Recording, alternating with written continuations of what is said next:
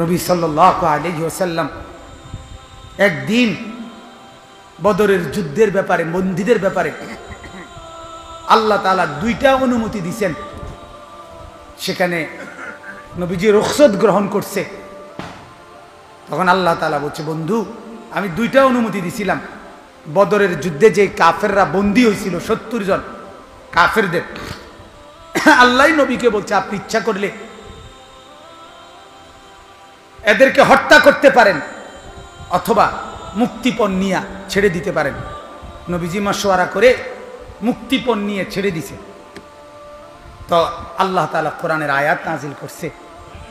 বন্ধু আমি মনে মনে ভাবছিলাম আপনি হত্যা করবেন, আমি এটা চাইছিলাম, দুইটার অনুমতি দিছিলাম ঠিক, আমি চাইছিলাম আপনি এগুলারে হত্যা করে দেন, করলেন না, আপনি মাফ করে মুক্তিপণ দিয়ে ছেড়ে দিলেন। এই কথাইটা শুধু বলছি, মা কানা লিনাবিয়্যিন আন ইয়াকুনা লাহু আসরা হাত্তা ইউসখিনা ফিল আরদ। শুধু একজন সাহাবী হযরত ওমর জোরালো কণ্ঠে বলছিল, ইয়া রাসূলুল্লাহ আমার মত এগুলারে হত্যা করা।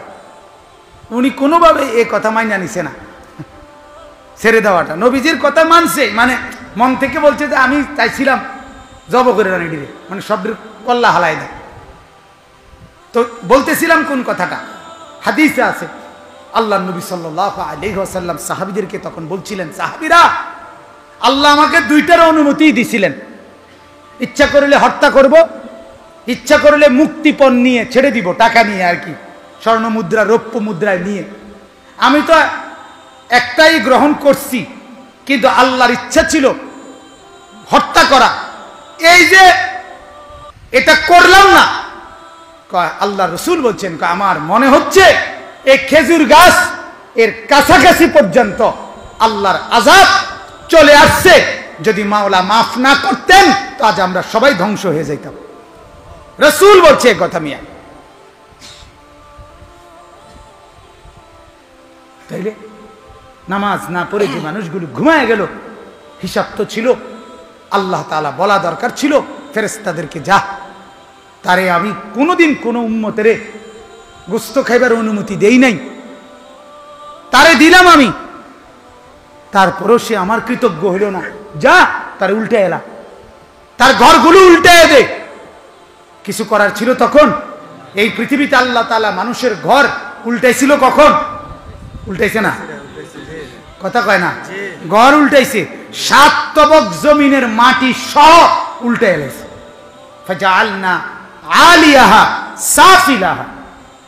কওমে লূত সম্প্রদায়ের নাফরমানির কারণে 7 তবক জমিনের মাটি উপরে তুলে, উপরের মাটি তাদেরকে সহ, ঘর বাড়ি গরু ছাগল একের সব কিছু সহ উল্টাইয়া 7 তবক জমিনের নিচে জিন্দা দাফন করে ফেলছে। কোরআনে আছে, ওয়া আমতারনা আলাইহিম হিজারাতাম মিন সিজ্জিল, এবং উপরে দিয়া পাথরের বৃষ্টি বর্ষণ করে এটার একেবারে ডেড সি, মৃত সাগর বানায় ফেলছে ওইখানে। আর আজকের দিন সেই লূত আলাইহিস সালামের কওম ইব্রাহিম আলাইহিস সালামের জামানা, ওই যে ইব্রাহিম আলাইহিস সালামের ঘরে মেহমানদারি করে খানা খাইয়া না গেল লূত আলাইহিস সালামের কাছে, তাহলে ওই জামানার আযাবের জায়গায় যেখানে ওদেরকে উল্টাইয়া দিছে ওই এরিয়ায় আজকের এই দিন পর্যন্ত ওইটা মৃত সাগর বলে, মৃত সাগর, আল বাহরুল মাইয়িত, ডেড সি, জর্ডানে। তো ওইখানে আজকের এই দিন পর্যন্ত একটা ফাতা, একটা ফোক, একটা প্রাণী, একটা তরু লতা উদ্ভিদ গাছ আগাছা পর্যন্ত টিকে না, ওইখানে জন্ম নেয়। এরম এরম একটা গাছের ফাতা ওঠে না। এত জঘন্য আল্লাহর শাস্তি, মালিকের ধরা, এত শক্ত ধরা।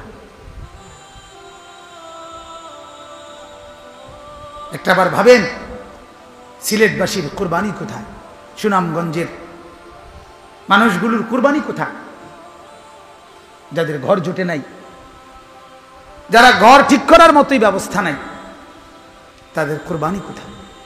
সেখানে আল্লাহ তাআলা আমাদেরকে কুরবানি করার তৌফিক দিছে, বাজার বসাইবার তৌফিক দিছে, গরু কিনার তৌফিক দিছে, এরপরেও আমরা আল্লাহ তাআলার দয়া, আরে কি আশ্চর্য মানুষ, কেন আল্লাহর দয়া এভাবে ভুলে যাচ্ছি আমরা? এত পাষাণ, এত নির্মম কেন হয়ে যাচ্ছি আমরা? হায় হায় হায়, আমি বুঝি না, মানে আমার আর ভাষা নাই, শব্দ নাই, আর আমার আবেগ আসলে কিভাবে বললে আমি বুঝামু, আমি আর পারি না। মাঝে মাঝে আমার আর কলিয়া ছিঁড়া যায়। আমি ওই কিছুদিন আগে ঢাকা বয়ান করছিলাম, ঢাকা শনির আখড়া, তো আধা ঘন্টা 40 মিনিট। ঢাকা তো প্রথম খুব আস্তে আস্তে শুদ্ধ ভাষায় বয়ান করছি, করিয়া আধা ঘন্টা 40 মিনিট পরে হুজুর আমি বললাম, ভাই আমারে মাফ করেন, আমি আর পারতেছি না, আমার আবেগ আমারে আর রাখতে পারতেছি না, আমি কখন বাংলায় কম, মানে আর শুদ্ধ বলা, এত নিয়ম মেনটেন করে কথা বলা আমার পক্ষে সম্ভব না। আমার আবেগ আমাকে থামতে দিচ্ছে না। আমার শায়েখ আল্লামা মুফতি মুশতাকুর নবী সাহেব হযরত একদিন বলছিলেন, মাওলানা, যে বাড়িতে আগুন লাগে, যে মহল্লায় আগুন লাগে, সেখানে আগুন নিবানোর জন্য কাউরে ডাকতে হইলে সুর দিয়ে ডাকা, এটাই তো উত্তম, ঠিক না? কথা বুঝছেননি আমার? সুর দিয়ে নি ডাকে, কি দামি কথা বলতেছে মাওলানা। উম্মতের ঘরে ঘরে তো আগুন লেগে গেছে, উম্মতের বাজারে বাজারে তো বেপরদিগির আগুন লেগে গেছে, উম্মতের গ্রামে গ্রামে তো যুবকেরা মোবাইল দিয়ে অশ্লীল ছবি দেখতে দেখতে গ্রামে গ্রামে আগুন লাগায় দিছে, ব্রিজে ব্রিজে আগুন লাগায় দিছে, গ্রামের কোনায় কানায় রাস্তাঘাটে ছেলেরা, মেয়েরা, যুবকেরা, যুবতীরা ধাও ধাও আগুন লাগায় দিছে। এই আগুন নিভাইতে সুর দিলে হবে না, চিৎকার করে কাঁদতে হবে, চিৎকার করতে হবে। সুর দিয়া বয়ান করার টাইম নাই, সুর দিয়া ওয়াজ করার সময় নাই, আগুন লাগছে আগুন।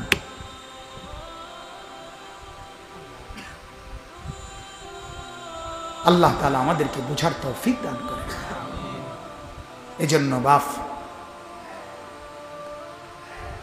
আমি আপনাদের কাছে শুধু 2টা আয়াত এবার তর্জমা বলেই শেষ আমার কথা। ইসলামের, আমাদের নবী সাল্লাল্লাহু আলাইহি ওয়াসাল্লামের হজের আমল, নবীজি যখন পুরাপুরি, অল্প একটু কথাটাই শেষ, হজের আমল হযরত ইব্রাহিম আলাইহিস সালামের জামানা থেকে শুরু হয়েছে। আল্লাহ তাআলা কাবা ঘর পুনরায় নির্মাণ করাইয়া, উনারে দিয়া এলান করাইয়া হজের আমল ওনার মাধ্যমে আল্লাহ তাআলা শুরু করাইয়া দিয়েছেন। বলেন আলহামদুলিল্লাহ। কার মাধ্যমে বলেন না? আর অল্প একটু, আপনাদের ক্লান্তি ধরছে আমি বুঝতেছি, আমার কোনো শরীরের রং লাগতে আছে এরম না, কথাটা বুঝেন না। বিভিন্ন মাদ্রাসায় এবং বিভিন্ন দরিদ্র আলেম মাদ্রাসায় হজরতের পক্ষ থেকে এই গরুগুলো জবাই হইয়া গোশত বিতরণ হয়েছে দুপুর পর্যন্ত, প্রতি বছরই হয়। আমি ফজর থেকে ওইখানে ছিলাম। তো যাই হোক, তো বলতেছি নবী সাল্লাল্লাহু আলাইহি ওয়াসাল্লাম ওনার আমলে, উনি যখন হজ শুরু করলেন, এর আগে মক্কার কুরাইশরা, কাফের আমলা, মূর্তি পূজার আমলে তারা হজের যেই মূল ইবাদত ইব্রাহিম আলাইহিস সালাম দেখাইয়া গেছিলেন, এইটার মধ্যে পরিবর্ধন করে মন গড়া নিয়ম কানুন ঢুকাইয়া এটার একবারে সদবদ বানাইছে। এখন শুধু আর নামেই হজ, কর্মকাণ্ড সব কুরাইশদের মন মতো এরকম ছিল। কখন? নবীজি সাল্লাল্লাহু আলাইহি সাল্লাম হজ শুরু করার আগ পর্যন্ত। তো আমাদের নবী সাল্লাল্লাহু আলাইহি সাল্লাম এরপরে এসে তিনি আবার পুনরায় আল্লাহর হুকুমে ওই ইব্রাহিম এবং ইসমাইল আলাইহিমাস সালাম আল্লাহর পক্ষ থেকে যেই হজ যেভাবে নিয়ম দেখাইয়া গেছিলেন, সমস্ত কুফরি, শিরিক, বেদাত, কুসংস্কার, কুরাইশদের বিভিন্ন প্রথা নিয়ম পদ্ধতির সব ঝাঁটাই কইরা ধুইয়া মুচ্চা সাফ কইরা বিশুদ্ধ আল্লাহর পক্ষ থেকে যেই হজ যেভাবে ওইটা নবীজি পূর্ণ নিজের থাইকা চালু করে দিছিলেন। সুবহানাল্লাহ, বলেন আলহামদুলিল্লাহ। তো এইখানে এই কুরাইশরা নবীজি বিশুদ্ধ করে ঠিক করে দেওয়ার যে কাজগুলো ঠিক করে দিছেন, তার মধ্যে একটা কাজ ছিল এইটা, যে হজের একটা গুরুত্বপূর্ণ আমল হইল মিনা। একটা জায়গা আছে মিনা, কি নাম? এই মিনায় হাজিদেরকে অবস্থান করতে হয়। 1 নম্বরে 8 তারিখ সকাল থেকে জিলহজ মাসের ওইখানে থাকতে হয়। আবার 9 তারিখ আরাফাতের ময়দানে অবস্থান করে 10 তারিখ জিলহজের 10 তারিখ কোরবানির দিন আবার মিনায় ফিরে আসে হাজিরা, আরাফা মুজদালিফা হইয়া। আমি সংক্ষেপে বলতেছি আর কি। তো মিনায় শয়তানকে প্রথম দিন 10 তারিখ বড় শয়তানকে 7টা পাথর মারে, মাইরা আবার কুরবানি করে, এরপরে মাথা মুন্ডন করে, এরপরে আল্লাহর ঘর কাবা তাওয়াফ করে, ফরজ তাওয়াফ করে, সাফা মারওয়া সাই করে। এটা করার পর নিয়ম হলো আবার 10 তারিখ রাতে মিনায় ফিরে আসা ওই তাবুতে। এই 10 তারিখ রাত, 11 তারিখ দিন এবং রাত, 12 তারিখ দিন, এই পর্যন্ত এই 2-2.5 দিন আবারও সমস্ত হাজিরা মিনাতে থাকতে হয়। কোথায়? তো জাহিলি যুগে মক্কার কুরাইশরা, কাফেররা, তারা ইসলাম পূর্ব যুগে হজের সময় যখন এই মিনাতে ফিরে আইতো, হজের কাজ তো শেষ, মূল কাজ প্রথম মিনা, এরপরে আরাফা, এরপরে মুজদালিফা, এরপরে মিনার পাথর মারা, এরপরে কুরবানি, মাথা মুন্ডন, তাওয়াফে জিয়ারত, সাফা মারওয়া সাই। এটা শেষ করে মিনায় আবার ফিরে আইসা এই 2 দিন টানা দিবা রাত্রি তারা করত কি? তারা বলতো হজের কাজ যেহেতু শেষ, এখন তারা এই বৈশাখ এই তাবুতে 2 দিন 2 রাত তাদের বাপ দাদার যত গল্প, কিচ্ছা, কাহিনী, শোলক, মন্ত্র, কবিতা এডি করত, সংবং করত। কথা বুঝছেন? বসে বসে মিনার তাবুতে বাপ দাদা 14 গোষ্ঠীর কীর্তি কাহিনী, গপ সপ, বন বিড়ি, চা বিস্কুট, এই ফালতু কামে সময় ব্যয় করত। হজের কাজ শেষ, এখন শুধু বাবা দাদা পূর্বপুরুষের কিচ্ছা কাহিনী, গল্প গুজব এগুলো বলত। কথাটা বুঝছেন? এই তখন আল্লাহ তাআলা আরো অনেক সংশোধনী আছে, এটা একটা সংশোধনী দিছে আল্লাহ নবীজির মাধ্যমে কোরআনে। ফাইদা কাদাইতুম, এই আয়াতটা আমি পড়ছি সূরা বাকারার 200 নম্বর আয়াত, বরাবর 200 নম্বর আয়াত। আল্লাহ তাআলা বলেন, ফাইদা কাদাইতুম মানাসিকাকুম, তোমরা যখন হজের কাজ শেষ করবে। কিসের কাজ? ফাযকুরুল্লাহ, তোমাদের কাজ কি? এরপরে কি কাম? আল্লাহ বলেন গপ মারা না, বাপ দাদার কিচ্ছা না, ফাযকুরুল্লাহ, তখনও তোমাদের কাজ পুনরায় আল্লাহ তাআলার জিকির করো। কি করো? মিনার তাবুতে বসে বসে কি করো? তাওবা করো, জিকির করো, তাসবিহ পড়ো, কোরআন পড়ো, নামাজ পড়ো, নফল বন্দেগী করো, এই কাজে লাগিয়া থাকো।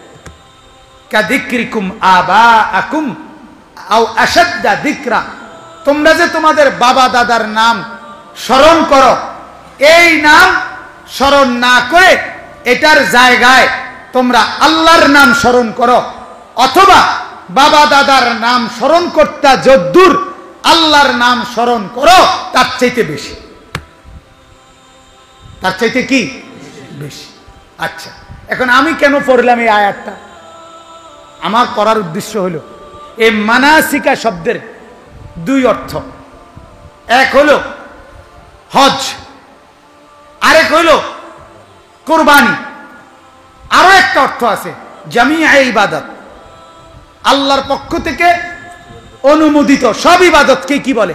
মানাসিক বলে। ওয়া আরিনা মানাসিকানা, তাইলে অর্থ হলো আল্লাহ বলেন, বান্দা নামাজ, রোজা, হজ, যাকাত, ঈদ, কোরবানি, এরকম যেই কোনো ইবাদত যখন শেষ হয় তখন তোমাদের দায়িত্ব বাপ দাদার গল্প না করে, বেহুদা গল্প গুজব না করে পুনরায় আল্লাহ তাআলার জিকিরে লেগে থাকা। আবার নামাজ, আবার সেজদা, আবার জিকির, আবার তেলাওয়াত, আবার দোয়া, আবার ইস্তেগফার, আবার কান্নাকাটি। কথা বুঝছেন? তাইলে কোরবান পরবর্তী আল্লাহর এই ইবাদত পালন করার পর পর এখন আমাদের করণীয় কি? সব কিছু বন্ধ করিয়া শুধু গোশত খাওয়া আর বইয়া বইয়া কার কোরবানির গরুর কি অবস্থা হয়েছে নিজেরাই সোয়াব নেকি সব বরাদ্দ দিয়ে দেওয়া, ঠিক না? এই গফে তোমারে কইও না ভাই, ধরা কি ধরা একেবারে যে কেউ কইছে 4 মন হইব, মাইপা দেই হুদা 3 মন কোন রকমে উজুরি মই লইয়া ওইটারে একেবারে পুরা মানে কি ক্যাশ করলাম, কি গোস্ত হইল ধরা, কি ধরা, গোস্তে ধরা খাইছে উনি। কথা বুঝছেন নি? কিসে ধরা খাইছে?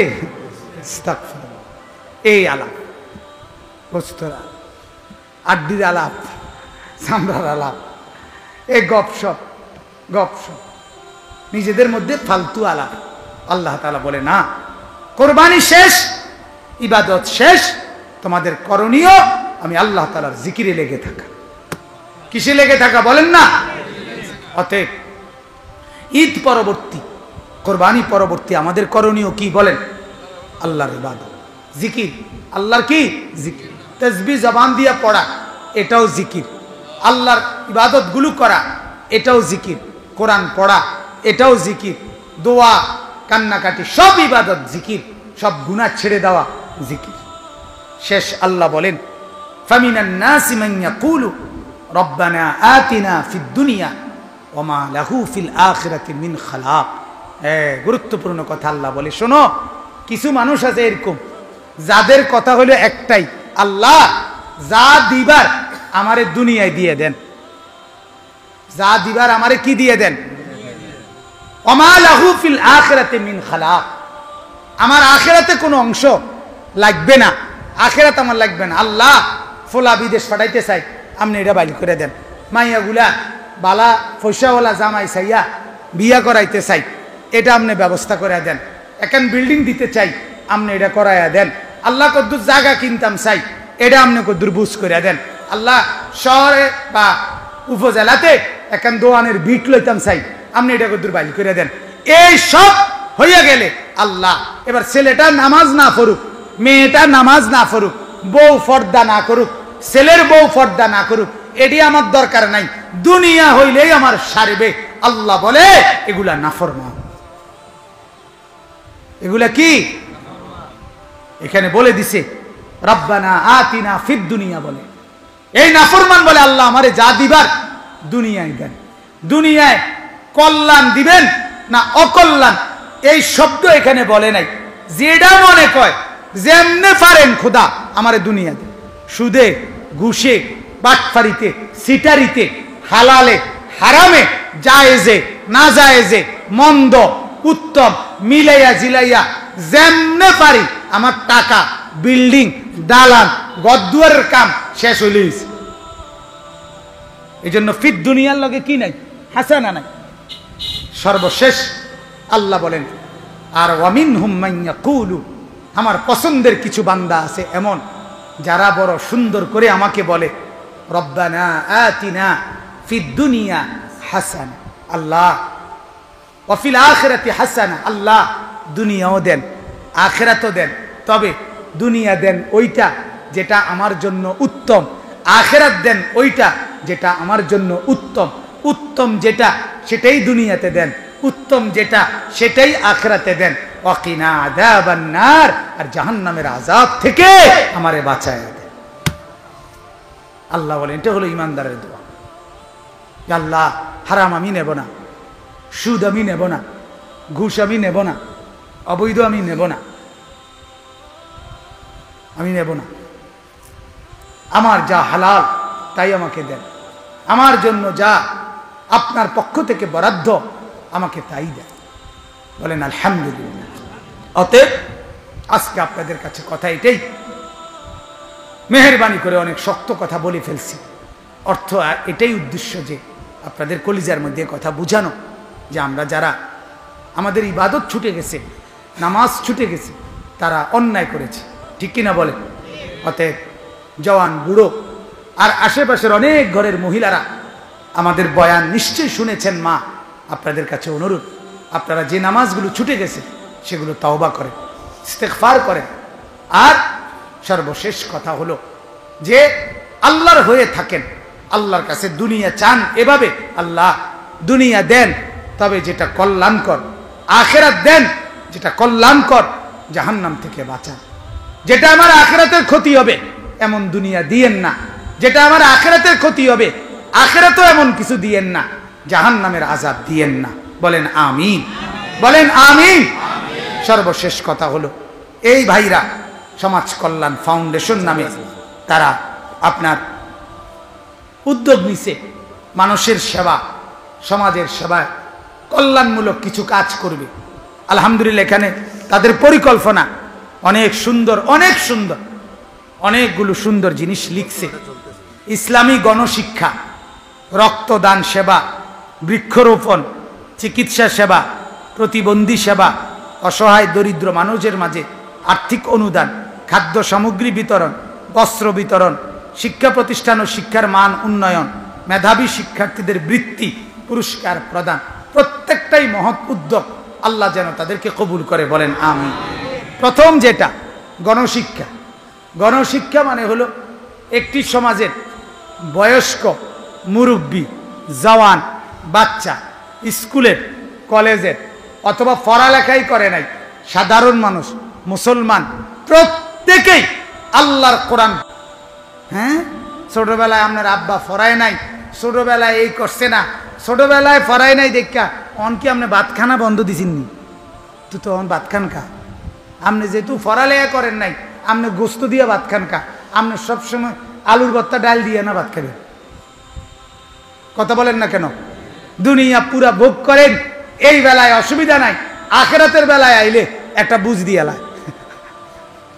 এই জন্য এটা বললে হবে না, বরং ইনশাআল্লাহ নিয়ত করেন যে আমরা সবাই এই উদ্যোগের সাথে আমরা একাত্মতা পোষণ করছি। বলেন ইনশাআল্লাহ, আল্লাহ কবুল করেন। বলেন আমিন।